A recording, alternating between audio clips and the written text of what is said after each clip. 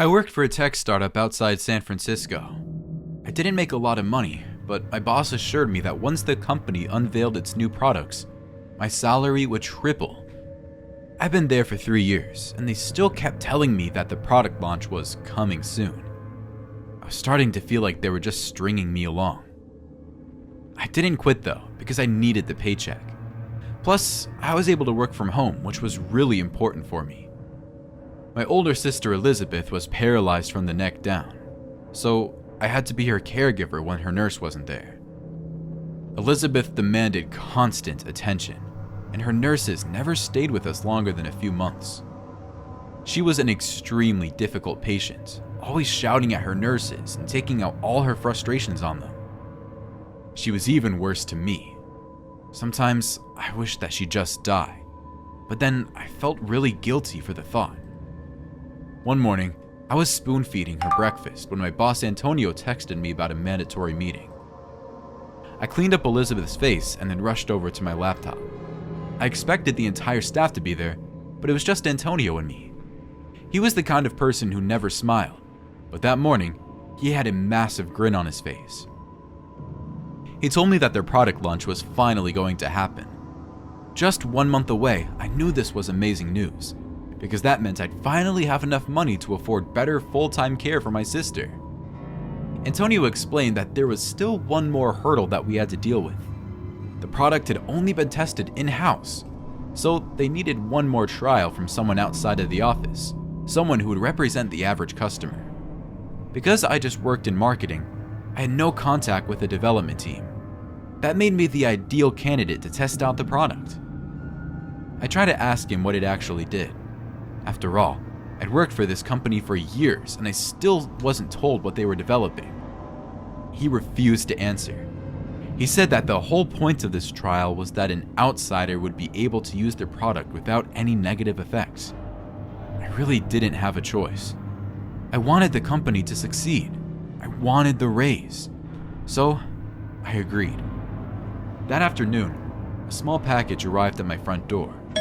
Elizabeth was screaming at me at the time, so I almost didn't hear the doorbell. I rushed to get it and then opened it right away. Elizabeth demanded to know what I'd gotten, but I didn't want to tell her. Part of the trial was that I was sworn to secrecy, even with my sister. This made her mad. She screamed so loudly that I had to go outside for some peace and quiet. Sitting on my front stoop, I looked over the device, a small square with about 20 buttons. It looked extremely generic, like an old calculator. It came with a 1-page manual. I guessed it was some kind of handheld projector, something to do with holograms. But when I read over the manual, I realized that it was something much, much better. The manual explained that the device was for memory tourism. By punching in the right code, I could be sent back to any point in my conscious life, which meant as far back as 5 years old. The experience would last for 3 minutes at a time.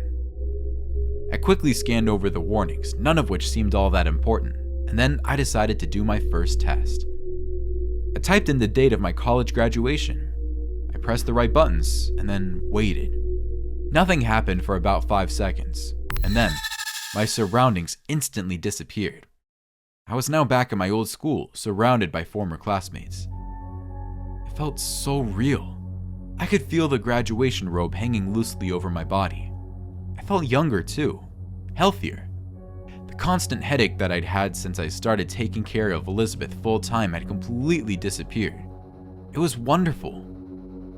I heard the dean call out my name and I proudly walked onto the stage. I remember tripping over my robes on the way up the stairs, so I tried to walk slowly. Thankfully, I didn't trip. I received my diploma and then looked out into the audience. I could see my parents and sister in the front row, but they weren't looking at me. Elizabeth was throwing another tantrum and both my parents were trying to calm her down. They'd missed my big moment. I'd forgotten about that part. Everything faded away and I was back to the present. I couldn't believe it. I just experienced the past exactly as it had happened. Then I realized it wasn't exactly the same. In real life, I had tripped, but in this memory, I stopped myself from tripping. I was able to change one little part. I looked down at the manual one more time. The very last warning at the bottom of the page said, "Do not change any of your past actions." Did that mean that I could literally change the past? Was it a memory machine or an actual time machine? I had to find out. I ran back inside. The living room was an absolute mess. In Elizabeth's latest fit, she'd managed to ram her motorized wheelchair into the table, knocking my laptop and all my papers onto the floor.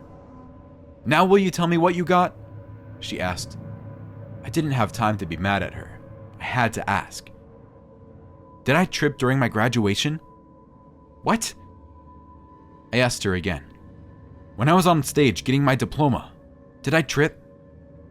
She refused to answer. She thought I was making fun of her for being in a wheelchair. It didn't matter. I cleaned up her mess and set my laptop aside, hoping that it wasn't completely broken. Then I raced into my bedroom to try the device again. I figured I could do an easy experiment to find out. I set the device to 2 weeks ago when I'd gone to the salon. Instantly, I was taken back to the hairdresser's chair. The woman asked me what I wanted, and I told her that I'd like to get red highlights. She tried to talk me out of it, but I insisted. This lasted for the whole 3 minutes. Then I was back in my bedroom. I looked in the mirror and saw that my hair now had red highlights. So it worked. I had actually changed the past after all. This machine was going to change the world. And I know exactly what I was going to do with it. The manual advised against traveling to any time before you were 5 years old, because memories aren't fully formed before that age. But I had to risk it. I had to go back to when I was 4, when Elizabeth had her paralyzing accident. I started the device, sending myself back to Elizabeth's 6th birthday party. We were near my uncle's empty pool. Elizabeth had wanted to impress me by jumping off the diving board and landing on an inflatable raft. That was how she became paralyzed. The horrible moment was seared into my memory. Just as I'd remembered, Elizabeth and I were racing toward the diving board. None of the adults were paying attention. But then, something strange happened. I stepped onto the diving board instead of Elizabeth. "Get off there!" she screamed. "I told you it wasn't safe." "I'll be fine," I told her. The words just came out of my mouth. I could feel the board creak under my feet. "No!" Elizabeth screamed. She ran toward me, trying to pull me off the board. She wrapped her arm around me, pulling me back. But in the process, she slipped off the edge and fell into the pool. I looked down and saw her lying there, her neck twisted to the side. That was when the memory ended. I was back in the present, struggling to catch my breath. Nothing made sense. Elizabeth chose to jump. That was how she hurt herself. She was showing off. It wasn't because she was trying to save me. Or was it? I started to cry. All this time I thought that my sister had caused the accident herself. But I had misremembered the whole time. She was paralyzed because of me, because she was trying to save me. I was too numb to move. Slowly, my bedroom door creaked open and Elizabeth powered her wheelchair into my room. She saw me sobbing on my bed. "I'm sorry about your computer," she said. "I didn't mean to break it." I looked up at her and asked, "What do you remember about your accident?" She didn't answer for a while. Then she said, "Nothing. It's all a blur. All I know is that I shouldn't have gone near that pool." I could tell that she was lying to me. She knew that she'd fallen because she was trying to save me. All this time, she never told me the truth. Elizabeth noticed the look on my face. "You remember it now, don't you? Did that machine help you remember? Why didn't you tell me?" "I was glad you blocked out the memory," she said. "When you were a kid, you were always so wild and reckless. I was so worried that you would hurt yourself. If I hadn't been there." "I can fix it," I said. Before she could say anything else, I turned the device back on and went back to the past. Once again, Elizabeth and I were running toward the empty swimming pool. This time, I forced myself to skid to a halt. "Let's go back to the party," I said. Elizabeth looked surprised. You're sure? Yes, I said. It's dangerous. I know that now. And together, we walked back toward the adults. No one was getting hurt today. I was able to spend 2 precious moments enjoying my childhood once more before everything turned black. When I was in the present, I was no longer in my bedroom. Everything looked different. I tried to look around the room, but I couldn't move my head. I couldn't move anything. Something was very wrong. Help! I screamed. Elizabeth walked in. She was no longer in a wheelchair. I was. She looked at me, annoyed. What is it this time? Do I need to clean you again?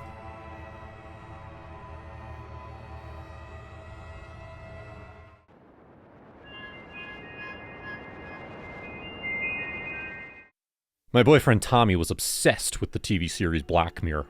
It's this really dark Netflix series all about how technology can go wrong and ruin people's lives. The episodes never ended happily, so it wasn't really my thing. Tommy loved it, though. I'd hear him watching it in the other room almost every night. His twin brother, Spencer, was also a big fan. When the new season came out last month, the two of them binged the whole thing together. They spent all night watching that dark show. I couldn't handle watching a whole episode of Black Mirror. Watching an entire season in one sitting? That sounded like torture to me. Well, the day after their binge fest, Tommy tried to tell me all about his favorite episodes. I pretended to listen, but I really didn't. He got a little frustrated with me and said, "Just you wait. Some of those episodes will probably come true one day. With the way technology's advancing, it's only a matter of time." I just rolled my eyes and left the room. He was taking this fandom way too seriously. A few days later, I was on my computer when Tommy ran into my room with a panicked look on his face. "Rachel," he said, "don't do it!" Do what? I had no idea what he was talking about. He said he knew that I was going to hurt him, and he wanted to reason with me before it was too late. I asked him what the hell he was talking about. He pulled out his phone and showed me a new app that he'd downloaded. It was some sort of AI thing that answered questions about what was going to happen in the future. You just type in your name and a specific time, and it'll tell you what you'll be doing. He showed me the results for that evening. It said I was going to get really angry at him and attack him with a knife. I was speechless. How could he possibly believe something like that? It was obviously some kind of stupid joke. He looked deadly serious, though. It was like he believed that he was living in some sort of Black Mirror episode. "I'm not going to stab you," I assured him. "Trust me." He backed away, acting scared. "I think I'm going to stay at my brother's tonight," he said. This whole thing was ridiculous, obviously. I was not in the mood to deal with Tommy's paranoia. I snatched the phone out of his hands to prove that the app was made up. "Look," I said. I refreshed the app, and then I typed in my name and today's date. And then I waited for a response. It took 5 seconds for the app to respond. "You will stab your boyfriend at 6:15 tonight." "See?" he said. "It's the truth!" Obviously, this app was just joking with us. It probably predicted murder for all its users. I changed the time to 30 minutes in the future and tried again. After 5 seconds, the app replied, "You will be called into work to handle an emergency." "Okay," I said. "Let's wait 30 minutes. If my work doesn't call me, then we'll know that this app is nonsense." I was confident that nothing was going to happen. Today was Saturday, and my work never needed me to be there in person on the weekend. They'd have to pay me overtime, which is something my boss would never do. 30 minutes later, my phone rang. Tommy's eyes widened in horror. "Are you going to answer it?" he asked. I looked down at my phone and saw that it was the office calling. I answered it, and I listened to my boss ask if I could come into work. He said that our entire database had been deleted and they needed my help to recover the missing data. I knew it was just a dumb coincidence, but Tommy saw it as proof that the app was real, that I was going to stab him. He rushed into his closet, packed up a suitcase of clothes, and told me that he'd stay at Spencer's until the app told him that it was safe to come back. I felt like screaming at him. How could he be so gullible? No technology had the power to predict the future. Couldn't argue with him, though, because, well, he was already gone. Besides, I had to deal with my work emergency. I went to my office, and I spent the next few hours redoing all the work that I had done for the last month. It was so frustrating, but I was able to finish as much as I could. My boss still didn't know what caused us to lose all that data, but he promised me it wouldn't happen again. When I got back home, I was exhausted and angry. Tommy still wasn't back yet. I was alone, and I didn't know what to do with myself. I tried watching TV, but I kept thinking about that stupid app. I knew it wasn't real, but I couldn't stop thinking about it. So, eventually, I pulled out my phone and I went to the App Store to see if I could download it. I remembered the app's name and I found it right away. It was available to download for free, so I did. As it was loading, I saw that it was released yesterday. Didn't have any reviews yet, and the publisher was unlisted. And that's when I realized what had really happened. This app was a joke after all. It was created by Spencer, Tommy's brother. Spencer was a computer genius with way too much time on his hands. He created this app to mess with his brother. I guess Black Mirror had inspired him. The app probably wasn't even connected to an AI engine. Spencer was probably typing the answers himself. Which means that he also sabotaged my work, using his computer skills to delete a bunch of files just so he could prove that the app could predict the future. I had wasted all day at work because of a prank. It was insane and way too complicated. I had to figure out how to get back at him. I got a message on my phone saying that the app failed to download. I guess it was just made for Tommy. I got in my car and I drove straight to Spencer's house. I parked across the street so that he wouldn't see me, and then I snuck around to the side of the building. I could see Spencer and Tommy through the window. They were sitting together, talking about me. Tommy still seemed freaked out, and Spencer was trying to calm him down. He could barely hide his smirk. Very quietly, I walked to the next window, the one outside Spencer's office. When I looked inside, I saw his computer still running. I pushed the window open and crawled inside. Thankfully, Spencer had stupidly kept his screen on. I didn't know a lot about coding, but I could tell that he was still connected to his fake app. As I thought, no AI was involved. It was basically just a fancy-looking chat service where a user would type in a time, and then Spencer could manually type in a reply. That was it. That was how he could predict the future. I got onto his computer and started typing. I assumed that the message would pop up on Tommy's phone. I wrote, "Your future has changed. Now you will be attacked by your brother. He's in the room with you right now. Do not tell him that you suspect anything." Then I sent the message.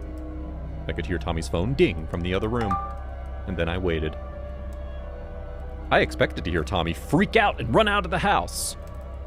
I didn't expect to hear all the screaming and banging sounds.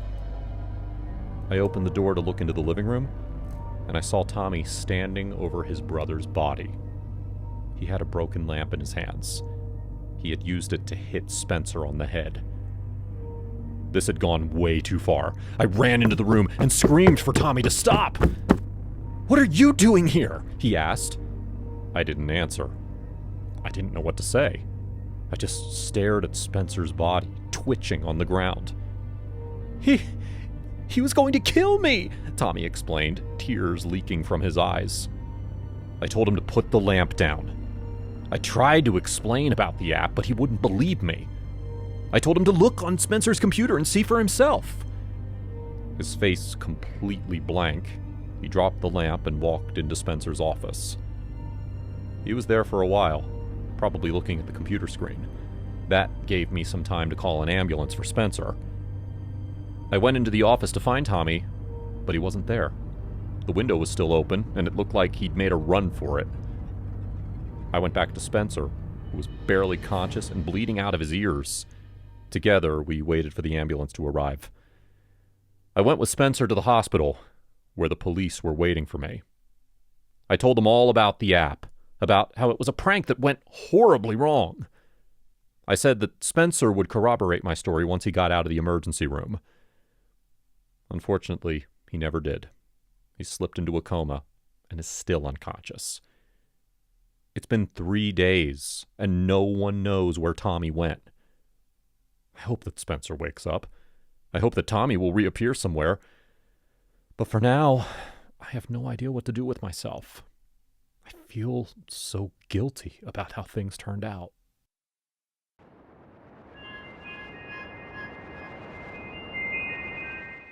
Everything started to go downhill on the 5th day, when Cindy called Raphael a greedy bastard because he ate more portions than the rest of us. It was freezing cold outside, she said as part of her rant, in the middle of winter, and none of us boys would brave the cold for supplies. She maintained that she had watched Raphael take more beer and food than the rest of us, and she'd had enough of it because it meant that the rest of us would starve when we ran out of supplies. It was not the will to drive out that was the problem. It was the fact that we could not, I reasoned from what she said.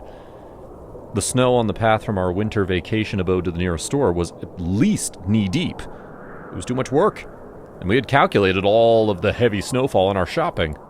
What we had not calculated was Raphael's heavy appetite.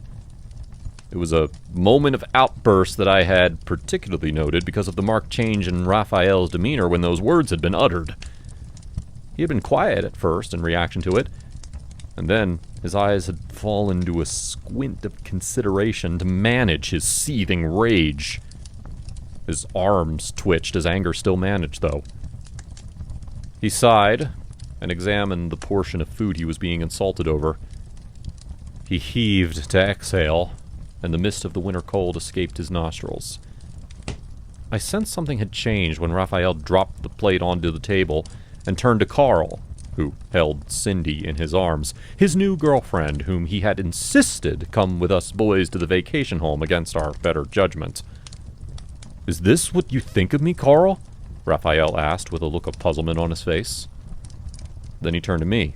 "Doug?" Carl sighed and leaned into his girlfriend. He stared at her face and shrugged. "He's had 4 bottles of beer and it's barely noon. We have had none." Cindy's smart mouth let off. "Anybody who wants some more beer? Pick the keys and brave the cold to go get beers." Cindy. I had had enough of the awful way she spoke to Raphael. The tension in the atmosphere was understandable, and I was slightly offended by the silence Carl maintained when his girlfriend went off on Raphael like that. Suddenly, Raphael grinned and stood up from where he sat. He stared at all 3 of us, Carl, me, and Cindy, and spoke without missing a beat. "Maybe there are too many of us and too little resources. It'd be a shame if some of us had to leave," he said cryptically. And with that, he left us in the living room and ambled around the cabin to his room. I did not see Raphael for the rest of the day, and I did not check in on him as I had no idea of the evil that had reared its head and now brewed over our small group. It was not until late in the night, when I was cozying up in the warmth of the thick blanket for the winter, that the strange noise woke me up. The cry was desperate and pleading, and it had penetrated so deep into my dreams that when I woke up, I spent a few seconds investigating whether it had been imagined or real. It wasn't long before I clocked out the source of the cry and the familiar voices behind it. The hairs on my skin stood on edge. I rushed off my bed and scrimmaged through my door towards Carl and Cindy's room. "Please! Ah! My fucking arm!" Carl cried in a grave tone that turned my stomach. "You've chopped my arms off, you bastard!"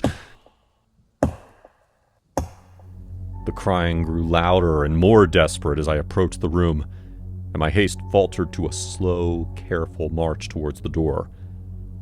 Wild chomping sounds followed the closer I got, and I flinched at how violent it sounded. Carl's cry horrified me because it spoke of death. Between the cold from the winter and the cold from sheer panic, I could not tell which paralyzed me the most. My mind turned to Raphael. He had to be in his own room, too. My head spun. What was happening? The question in my head was a difficult one to answer. Was there an intruder in the house? A murderous intruder? How could an intruder have found us in the middle of winter? What did the intruder want? A piece of my mind instinctively cried for escape, but my legs were too heavy to carry me through, and the cold outside would kill me quicker than any murderer could. I had only one thought in my head, and it was to return to fetch my pistol. I hurried back to my room as stealthily as I could, and Carl's screams faded the farther I got, until all was quiet. I retrieved my gun and stepped outside my door, ready to defend myself and Raphael, if he was still alive, from whatever murderous spree whoever was in the house was on. To my utmost horror, it was Raphael who was on the other side of the passageway, dripping in blood, with a bloody pickaxe in one hand. He looked at me with a wicked grin on his face and turned towards me. "Well, I did say there were too many of us and too little resources," he shrugged whimsically. Shame it had to be them. Raphael's audacity stunned me. I had been friends with him for 3 years, and I had no idea he had it in him to butcher his friends in cold blood and show a total lack of remorse about it. He maintained cold indifference to what he had done, and perhaps it was that which terrified me the most. I wanted nothing more in the world than for what I had just witnessed to be a horrible dream that I woke up from afterwards with a feverish sweat, but it was not. "Do you have a problem with my rations?" Raphael asked me, slowly making his way towards me as the blood dripped from the tip of the pickaxe to the floor. The world around me blurred, and my mind was dizzy from having to process how much danger I was in. My fingers on the trigger shook as I reached the decision when Raphael's demeanor turned from casual to menacing. "Ah!" He roared as he approached me to finish me off, just as he had done to Carl and Cindy. I pulled out the weapon I had on me and watched his eyes light up in fright when he faced death himself. My gun banged, and it caught him straight to the forehead. The pickaxe dropped from his hands and banged on the floor, just as Raphael's limp body did. The house was suddenly quiet, and my horror ended with my heart thrashing wildly in my chest. I rushed towards the room where Cindy and Carl stayed, witnessing a bloody mess that burned my stomach. I fell to my knees and cried when I realized how futile calling emergency services would be, as it would be meaningless to drive the cold night through a heap of snow to clean up already dead bodies.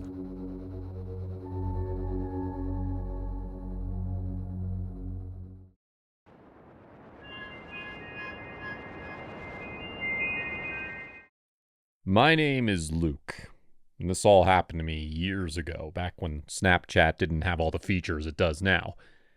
Back then, my friends and I used it to share jokes and memes. We sent each other some really stupid stuff because we knew that whenever we sent, it would disappear right after. Out of everyone in my group, my friend Johnny used Snapchat the most. Every day, he'd send me at least a dozen different things. It was honestly too much, but I didn't have the heart to tell him. Then spring break happened. It was our senior year, and I just stayed with my parents. Johnny's family was pretty rich, though, so he drove by himself to Lake Havasu to spend the week partying. He used his older brother's ID to buy alcohol. He didn't know anyone else in Lake Havasu, but that didn't stop Johnny. He was a free spirit. I assumed his spring break was going well, because right after he left, he stopped sending me anything on Snapchat. I sent him a couple things, and I texted him to ask how he was doing, but he didn't respond. I wasn't too worried about it, until I got a single message from him 4 days into his trip. It happened at 3 a.m.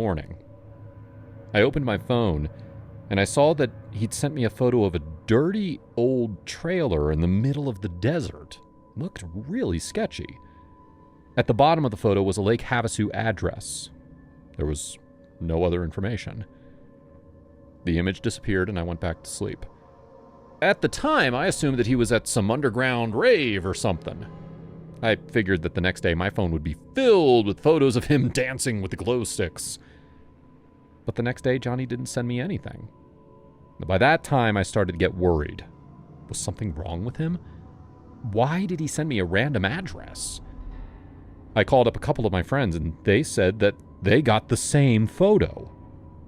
3 of us gathered at my house to figure it out. We talked for a while. Maybe Johnny was pulling some prank on us, but that didn't sound like him. He always sent really stupid stuff, but nothing like this, nothing this cryptic. Together, we realized that he might have been asking for help. Maybe he was trapped there. Maybe he needed us to come rescue him. The trailer definitely didn't look like anywhere that Johnny would purposely want to visit. We decided that we'd get into my car and drive all the way to Lake Havasu to find him. Because the image had disappeared, we didn't have the exact address. I remembered that the street was called Mesquite, but none of us could think of the house number. It ended with 32. I got on my laptop and opened MapQuest, which was how we found out directions back then. We saw that Mesquite was a dirt road just outside of Lake Havasu. It was in the middle of the desert, just like that picture. I told my parents that we'd be gone for the day, and then we drove 6 hours from my house in California to Lake Havasu. The city itself looked pretty fun. A lot of young people were partying on the lake and walking on the sidewalk. If I weren't so nervous about my friend, I would have liked to go exploring. Then we got off the main roads and pulled onto Mesquite. The road was more difficult than I'd expected. I was glad I had a 4-wheel drive. After 20 minutes on that road, we'd passed just a couple run-down trailers, but none that looked like the picture Johnny had sent us. I was starting to lose hope. And then Trevor, one of my friends in the back seat, leaned forward and said, "I think that's the one." He pointed towards a small brown structure in the distance. It was the trailer from the picture. It looked even worse in person. It just sat by itself with no other cars nearby. I parked in front, and then the 3 of us just waited in silence. "So what do we do?" I asked. "Do we all go in together?" Trevor said that we should, but my other friend, Luke, argued that one of us should stay in the car just in case. Since I was the driver, I'd stay behind. Honestly, I was fine with that. The place really gave me the creeps. I got my phone out, ready to call 911 if there were any signs of trouble. I saw that my phone had just 1 bar, so the signal wasn't great out here, but I'd have to make it work. Slowly, my 2 friends got out of the car and walked towards the trailer. I watched them anxiously. They made it to the already open front door and knocked. When no one answered, they disappeared inside. After about 5 minutes, I started getting really worried. They weren't coming out. Something must have happened. I tried to call 911, but my phone wouldn't connect. The signal was too weak. I'd have to go in there myself. I made sure the car was locked, and I walked towards the trailer. I could feel my heart pounding. I didn't know whether I should be quiet or shout out their names. I decided to be quiet. I reached the front door and looked inside. The trailer was empty, and there were no other exits. It only had 1 door, and all the windows were closed. I didn't want to go inside, but I knew I had to. So, I just stuck my head in and looked around. Aside from some broken down furniture, there was nothing inside, and there were no signs of my friends. I had no idea what to do now. Where had they possibly gone? I was done being quiet, so I called out their names. No one answered. I walked around the trailer to see if there was something hidden behind it, but all I could see was rolling desert. Everything was really quiet. I got back in my car and drove into town. The police station was off the main road, so I went in and explained what had happened. I probably sounded crazy. The officer I talked to seemed pretty sympathetic, but I could tell that he didn't believe my story. I told him that we needed to go back there together and search for them. As we left the station, I received 2 notifications on my phone. Now that I had a signal again, I'd gotten 2 separate Snapchat messages from each of my friends. With the officer right next to me, I showed him the messages. They'd each sent the same photo as Johnny. The officer took one look and realized that I was telling the truth. We got in his cop car and drove on to Mesquite. We drove for miles, but neither of us could spot the trailer. It was like it had never been there. The officer even radioed the station to ask about the address, but the lady on dispatch said that there was no such address in their records. We got back to the station without any answers. The officer made me fill in a report, and he said that he'd let me know if anything turned up. This all happened a decade ago, and I never saw my friends again. I still think about them a lot. I know this sounds crazy, but there's got to be a logical explanation that I'm just not seeing. I don't know. I still hold up hope that one day they'll come back. I don't use Snapchat anymore, but I still have it on my phone, just in case Johnny or the others message me.